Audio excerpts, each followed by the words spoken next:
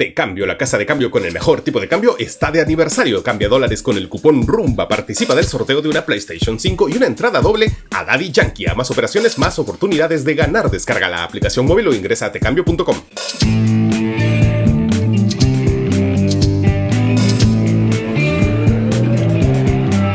Hola, soy Marcos Cifuentes. Bienvenidos a La Encerrona, tu mini noticiero mañanero. Hoy es martes 13 de septiembre de 2022. Y si ustedes se fueron a dormir anoche con la noticia de que el gobierno finalmente había obtenido la cabeza de Harvey Colchado, buenos días. Ya no es así. Ayer a la 1 de la madrugada lo repusieron y todo ha vuelto a la, entre comillas, normalidad por ahora. Si no tienen idea de qué demonios estoy hablando, no se preocupen, vamos a contarles el último despelote del régimen pasito a paso. Como ustedes saben, en el Ministerio Público se ha formado el Equipo Especial de Fiscales contra la Corrupción en el Poder. Ese es su nombre, y si dices corrupción en el poder, pues está claro de quién estamos hablando. Este equipo necesita apoyo policial y por eso se formó un equipo de élite policial encabezado por el coronel Harvey Colchado. El coronel Colchado fue el artífice de la captura de Artemio, el último líder de Sendero Luminoso en el Guayaga. Ahí está la foto.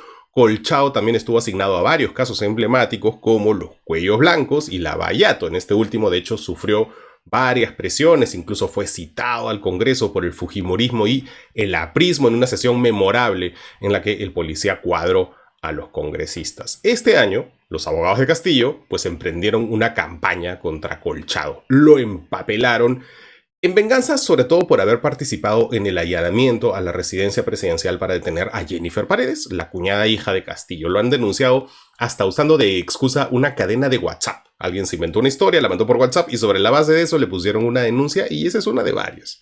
Y ya anoche fue el colmo. Ayer, en un día además especial para la Policía Nacional, pues estaban celebrando el 30º aniversario de quizás su mayor logro, la captura del cabecilla terrorista Abimael Guzmán a punta de pura inteligencia, sin disparar ni un balazo. Bueno, ayer justo en ese día tan especial para la policía, el nuevo director de inteligencia de la DIGEMIN, el coronel Luis Sánchez Lira, él sí disparó su balazo. Con un simple memorándum removió al coronel Colchado de su puesto como jefe de la división de búsqueda de la Dirección General de Inteligencia, DIGEMIN.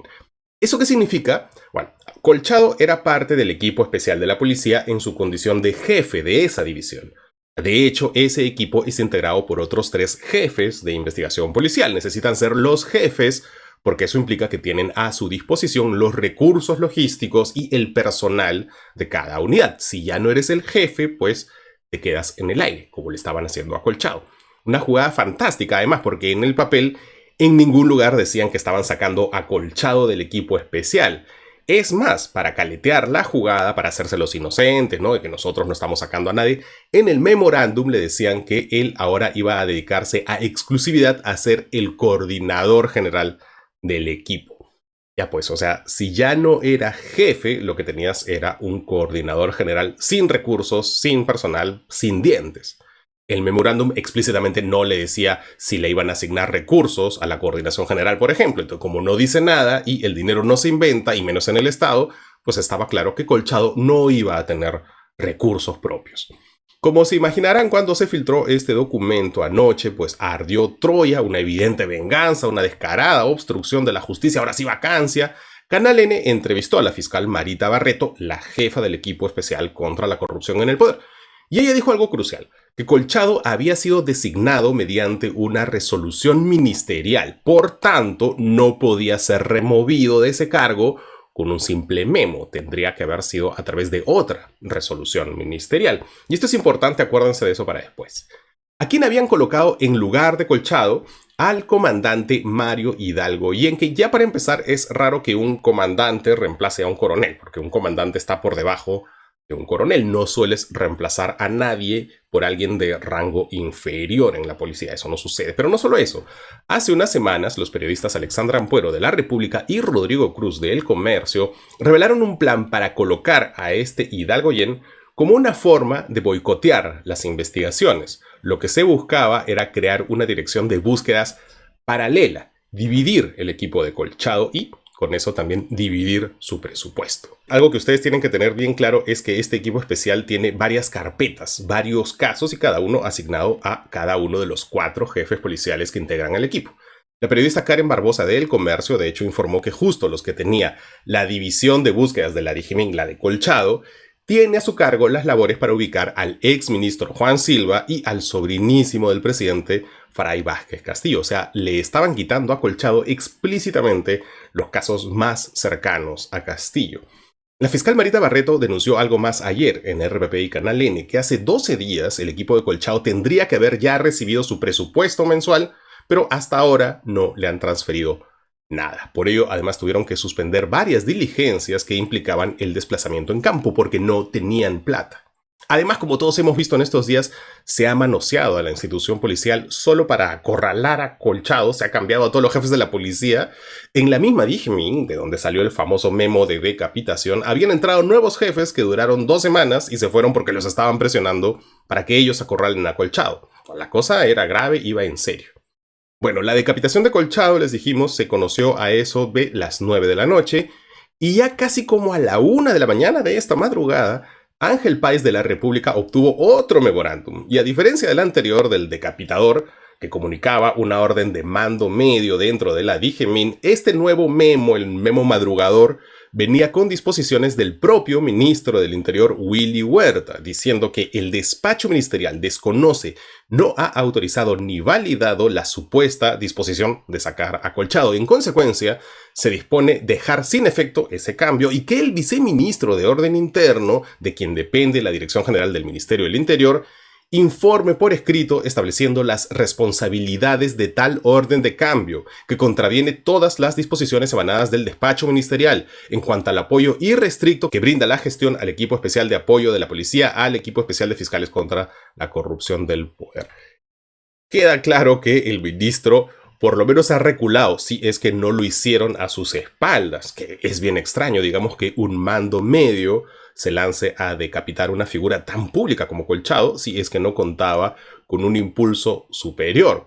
Quizás el coronel Luis Sánchez Lira, que mandó ese memo, pues recibió órdenes de alguien más arriba del ministro y por eso se animó a bypassear al ministro.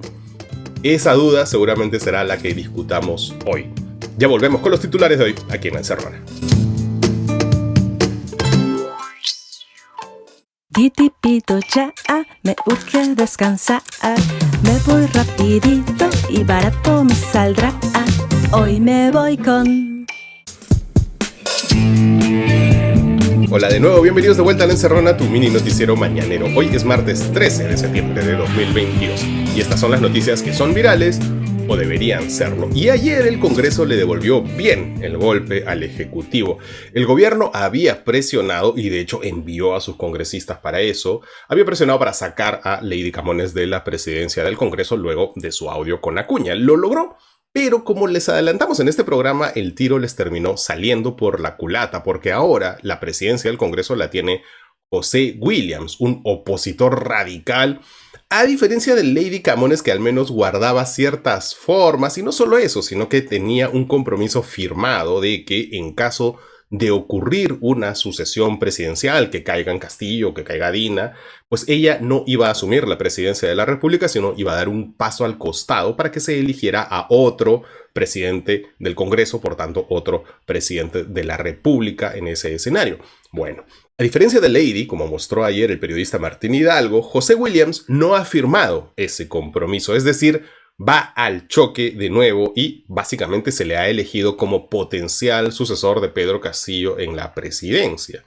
Y como tal, tiene fortalezas que el gobierno de Castillo pues haría bien en no despreciar. Para empezar, es militar, fue jefe de la operación Chavín de Huántar, una de las más exitosas operaciones de rescate de la historia universal. Uno puede estar de acuerdo o no con las posturas políticas del señor, de hecho no olvidemos que es uno de los que firmó el pacto con Vox, el partido español racista de ultraderecha. Es un señor que también, de hecho, tiene muchas cuentas por rendir todavía seguramente, pero aquí yo solo les estoy hablando a nivel de posicionamiento político. Y eso, ser el jefe de Chavín de Huántar, es un blindaje de popularidad muy importante.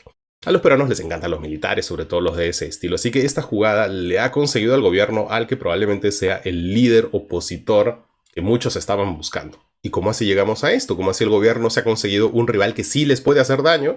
Pues con ayuda de Cerrón y de Perú Libre. Como les dijimos ayer, esta competencia se había atomizado. Había 6 candidaturas, de todas ellas la de Williams era la más sólida. De todas maneras, él pasaba a segunda vuelta. Ojo que había tenido el mérito de reunir ya no solo a Avanza País y Renovación, sino al Fujimorismo y APP, que se habían peleado por el incidente Lady Camones, se volvieron a agrupar a su alrededor. En segundo lugar quedó Luis Aragón de Acción Popular, se fueron a una segunda vuelta y allí Perú Libre, en vez de votar en contra de quien obviamente le iba a entregar el Congreso a la oposición más radical como Williams, Perú Libre dijo que se iba a abstener, según ellos, para que los disidentes de Perú Libre aprendan la lección por haber cometido el pecado de irse de esa alma mater que es Perú Libre. Bueno, de todas formas, la victoria de Williams fue contundente, 67-41. Ni con los votos de Perú Libre el gobierno iba a conseguir una mesa más afín a ellos. Así que la victoria del gobierno por Lady Camones les ha durado muy poquito. Mientras tanto, ayer la noticia de Harvey Colchado tapó otra igual de importante en el mismo ministerio. El Ministerio del Interior dispuso la paralización inmediata de la erradicación de la hoja de coca en el Braem. La llamaban además erradicación forzosa y compulsiva. Esto además mediante un oficio dirigido a la FEPABRAE, la Federación de Productores Agropecuarios del Braem. Algunos ya querían ver aquí una vez más el plan filosenderista para favorecer al terrorismo en el Braem, pero en realidad la explicación parece más sencilla. La FEPABRAE había anunciado un paro de 48 horas para ayer y hoy, con exigencias tipo el retiro de debida del Braem, del personal del CORA, de la mesa militar, etc.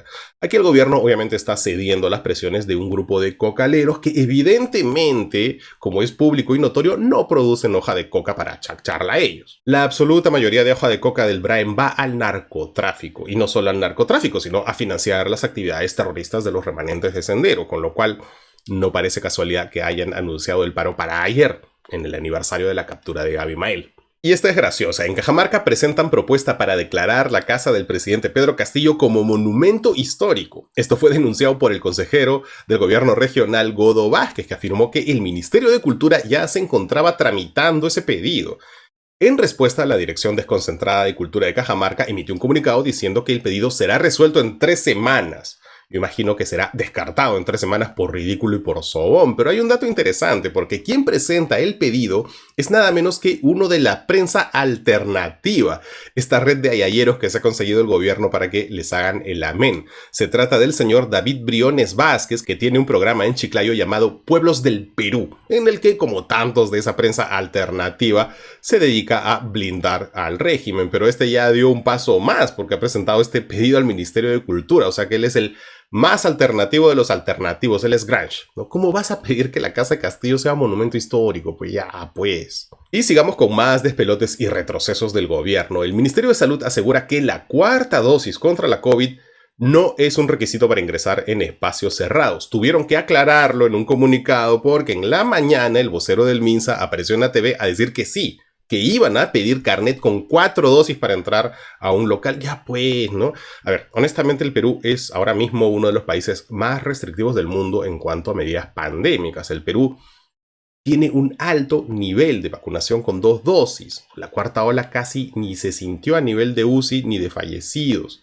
Así que no es necesario todo eso. Ciertamente hay una brecha de vacunación en cuanto al primer refuerzo, lo que se llama la 3ª dosis, ¿no? Allí hay que concentrar los esfuerzos en esa brecha, pero este gobierno que boicoteó lo único que estaba haciendo bien, que era la vacunación, cuando le entregó el Ministerio de Salud al doctor Agüita, este gobierno debería dejar de trasladar sus responsabilidades, porque la brecha de vacunación en cuanto a refuerzo es su responsabilidad. El gobierno tiene que dejar de trasladar ese peso a los ciudadanos. O sea, les impones medidas que hoy, año del señor de 2022, septiembre, casi ningún país implementa. No tienen ninguna razón de ser. En la gran mayoría de países, lo máximo que tienes en estas épocas es mascarilla en espacios cerrados y una, no doble.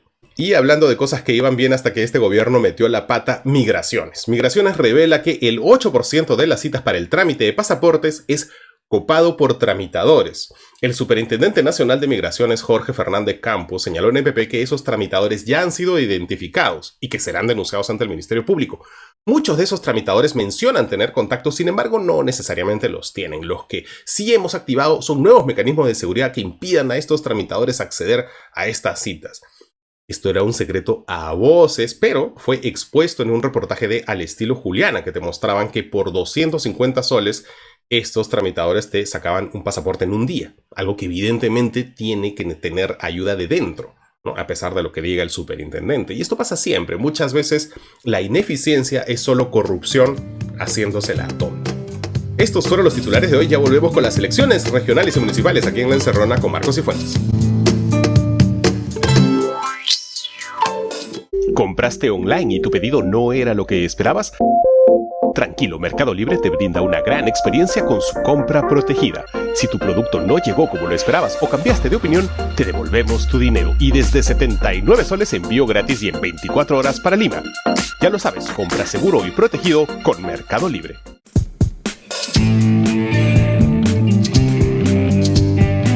Bienvenidos de vuelta a La Encerrona, tu mini noticiero mañanero. Y hoy tenemos más sorpresas para ustedes extraídas de la biblioteca de anuncios de Facebook. Esto gracias al trabajo del periodista Ernesto Cabral. Pero hoy nos alejamos de la capital y nos enfocamos en las regiones que tienen más dinero moviéndose en esta red social: Ica, La Libertad y Loreto. Comencemos con Ica, región donde el candidato que más dinero ha gastado en Facebook ya está fuera de carrera. Se llama Francisco Massa, ex candidato ahora de Renovación al gobierno regional de Ica. Él gastó más de 13.000 soles en anuncios cuando el 18 de julio el jurado especial de Ica declaró improcedente su inscripción. Pero igual la inversión iqueña en la empresa de Zuckerberg no se ha detenido. En Ica también aparece José El Oso Gálvez, candidato de Obras por la Modernidad para la alcaldía provincial de Ica. Entre mayo y agosto, El Oso ha gastado más de 11.000 soles para difundir 179 anuncios sobre su candidatura en Facebook, que incluyen su saludo por el Día del Gato y su versión del último hit musical Mi Osito Fiu Fiu. Empieza en la ciudad. Ayúdame así. Y ahora vamos a La Libertad, porque allí destaca de lejos Carlos Calderón, candidato de Renovación también a la alcaldía provincial de Trujillo. ¿Quién es Carlos Calderón?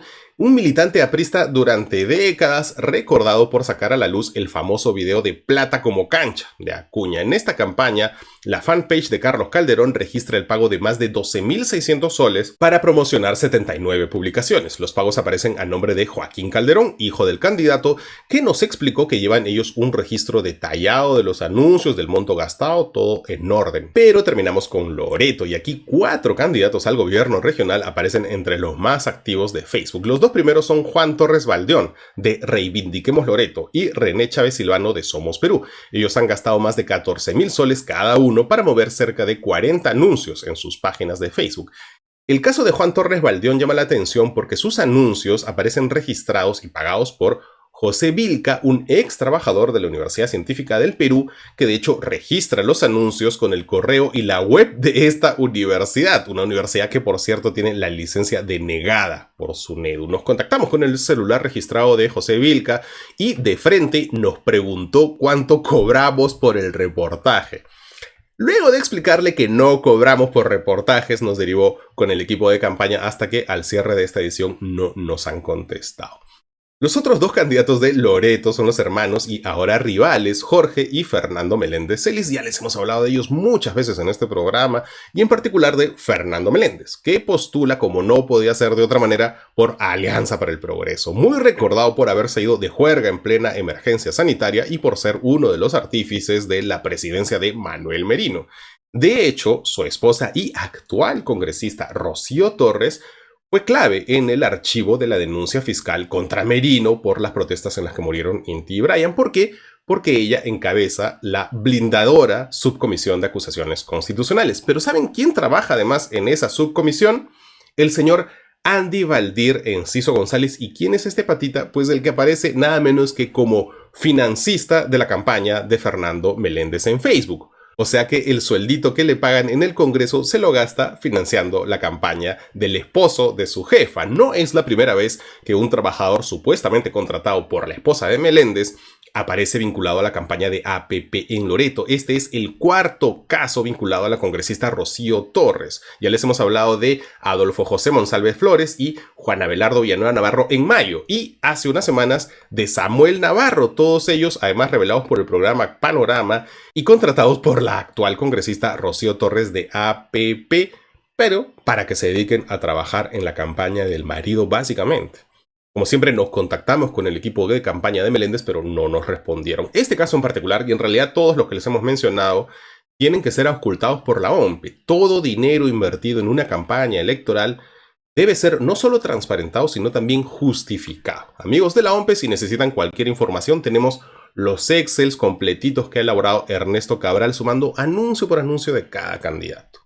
No hay tiempo para más. Gracias a todas las radios y televisoras locales que nos retransmiten en todo el Perú, así como ellos. Ustedes también recuerden que la encerrona es libre. Chápenla nomás. De YouTube, Instagram, Facebook, TikTok, Spotify o donde sea que escuchen sus podcasts. Compártanla en sus redes con el hashtag La Encerrona y roten en los WhatsApp de su familia y sus amigos que ya estaban seguros que Harvey Colchao había sido decapitado. Con ellos también, porque la encerrona es gratis y es gratis porque la información no es un privilegio sino un servicio para todos y es gratis gracias a los encerrones de Yape, de Plin, de YouTube y de Patreon. Y si tú puedes colaborar, inténtalo. Y hoy es martes musical y esta madrugada de martes 13 murió otra persona que había marcado el siglo XX. Jean-Luc Godard falleció a los 91 años. Hay personas mucho más capacitadas que yo para hablar de su legado impresionante de más de 100 películas. Además de su obra como crítico, ¿no? De los poquísimos críticos cinematográficos que podía decir que había estado en ambos lados, ¿no? Una labor que, por cierto, se conoció en el Perú, al menos yo la conocí a través de una revista que se llamaba así Godard. Bueno, como hoy es martes musical, lo que quiero recomendar es que alguien se ha tomado el trabajo de remasterizar el soundtrack de El Desprecio, una de sus más grandes películas, con Brigitte Bardot, con Jack Palance y con un soundtrack hermoso compuesto por Georges Delerue, que no es tan fácil de encontrar, pero está en YouTube si lo buscan, además con el sonido limpio, perfecto. Nosotros se los vamos a mandar por los canales de WhatsApp y de Telegram a todos nuestros suscriptores porque es eso, es hermoso. Eso es todo por hoy. Soy Marcos Cifuentes y esto fue La Encerrona, el único noticiero que te manda un abrazo. Chau, hasta mañana.